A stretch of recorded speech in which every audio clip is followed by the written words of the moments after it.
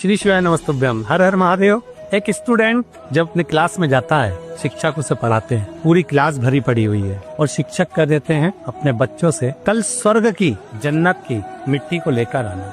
सब बच्चे मौन हो जाते हैं, विचार करने लगते हैं कि स्वर्ग से मिट्टी कौन ला सकता है, कौन है ऐसा जो स्वर्ग से मिट्टी लाएगा। सब अपनी अपनी क्रम में लग जाते हैं, कोई कहीं जाता है, कोई कहीं जाता है, कोई कहीं जाता है। सुबह सब स्कूल में आते हैं, सर ने पूछा, टीचर ने पूछा, शिक्षक ने पूछा, क्या आप स्वर्ग की मिट्टी लेकर आए हो? तब सारे बच्चे कह देते हैं, नहीं सर, हम कोई स्वर्ग की मिट्टी नहीं ला सके क्योंकि हम स्वर्ग न जा सके। एक बच्चा खड़ा हो जाता है, बड़ा भोला सा है क्योंकि शिव का कोई प्रिय होगा, बहुत भोला सा, और तुरंत वो बच्चा कहता है, सर मैं स्वर्ग की मिट्टी लेकर आया।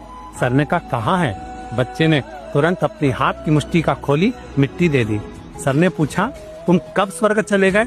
आपको मालूम है स्वर्ग कहाँ है? कैसे पहुँच गए स्वर्ग? आपको मालूम है स्वर्ग किधर है?